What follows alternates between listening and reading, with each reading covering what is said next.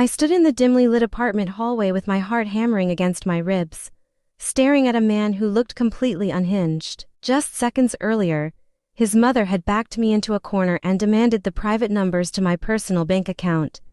And now her son was charging toward me with his face twisted in pure rage. Before I could even process the absurdity of the situation, his fist came swinging directly at my temple.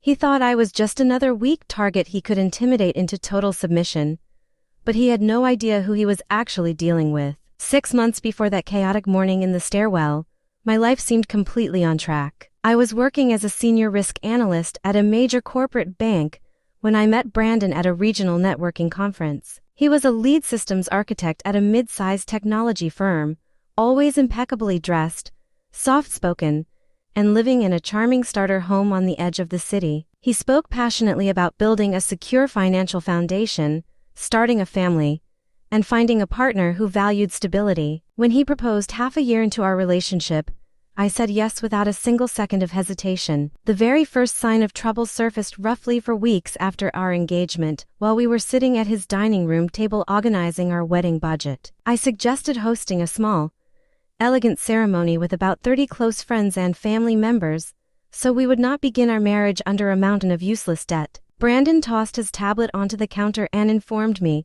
that his mother had already drafted a massive guest list exceeding 80 people. When I reminded him that we were paying for everything ourselves, he simply shrugged his shoulders and claimed his mother knew what was proper. That was my official introduction to Judith, an overbearing woman who had spent 30 years managing corporate operations at the same tech company where Brandon worked. Ever since her husband passed away a decade ago, her entire existence revolved around controlling every single aspect of her adult son life. She dropped by his house almost every afternoon to inspect the cleanliness of his kitchen, prepare his meals, and dictate his weekly schedule. Brandon never pushed back against her intrusive behavior, because he had been conditioned to accept her suffocating authority his entire life. I attempted to remain polite and respectful toward her at first, but Judith was not looking for a genuine relationship with her future daughter-in-law. She wanted total control over our lives and our financial choices. The tension escalated rapidly when she announced that she had already scheduled an appointment at a luxury bridal shop managed by her close friend. When I calmly explained that I had already purchased a gown from a boutique near my office using my own money,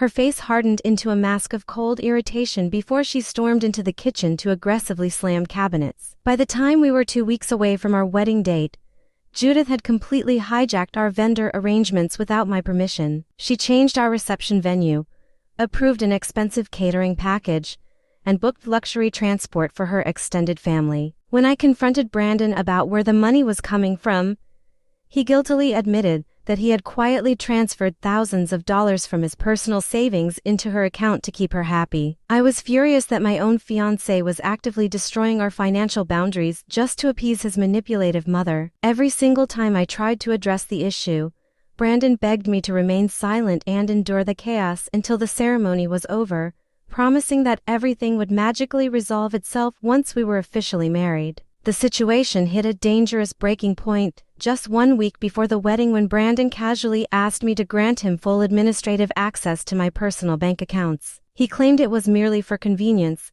so he could manage household bills if I ever fell ill. But I recognized the dangerous power dynamic and immediately refused to hand over my financial independence. He took deep offense to my firm boundary, calling me paranoid, selfish, and untrusting before walking away to hold a private telephone conversation with his mother. I sat alone on the sofa feeling a heavy sense of dread settling deep inside my chest, realizing that my upcoming marriage was turning into a controlling trap. The final breaking point arrived on the morning we were scheduled to pick up our legal paperwork from the local courthouse. Judith opened the front door of Brandon's house with a fake smile, inviting me inside while Brandon finished dressing. She sat across from me at the table and noted that while I made a substantial income at the bank, Brandon's salary at the tech firm was struggling. She then suggested that I hand over my debit card and security access codes directly to her, so she could manage our household purchases properly. I placed my teacup down with deliberate precision and told her firmly that she would never touch a single dollar of my hard-earned money. Her fake warmth vanished instantly as she screamed that I was a selfish, ungrateful woman who did not care about family. When Brandon walked into the room with a towel over his shoulder, his mother demanded that he order me to hand over my banking details immediately. Instead of standing up for me, Brandon looked at me with deep disappointment and asked why I was making such a big deal out of a simple request. That was the exact second something snapped inside my mind, and the cloud of confusion completely vanished. I looked at the man I was supposed to marry, realized he would always choose his mother control over my dignity, and declared that the wedding was officially cancelled. Judith clutched her chest in dramatic shock while Brandon stood frozen as I grabbed my coat and walked straight out the front door. I made it to the second-floor stairwell before Brandon came sprinting out of the apartment, slamming his hands onto my shoulders and spinning me around with wild eyes. He was breathing heavily, his face red with humiliation as he screamed that I was being deeply disrespectful to his mother right before our wedding day. I ordered him to get his hands off me, but his mother stood in the doorway shouting at him to put me in my place. In a moment of pure desperation, Brandon pulled back his arm and swung his fist straight toward my face, expecting me to collapse in fear. My instincts took over instantly as I ducked sharply to the left, dodged his knuckles by an inch, and drove my foot up into his groin with every ounce of force I possessed. Brandon let out a pathetic gasp before doubling over in sheer agony, sliding down the hallway wall,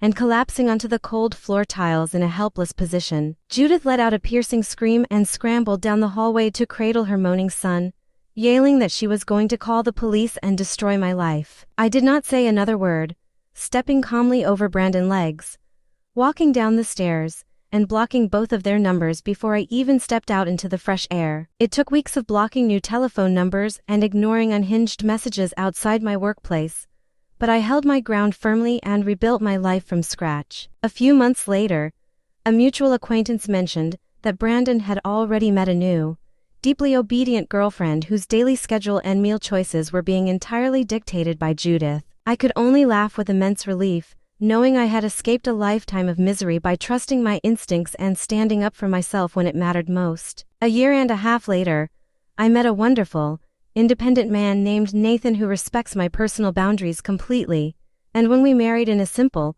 beautiful courthouse ceremony, I knew I had finally found real peace.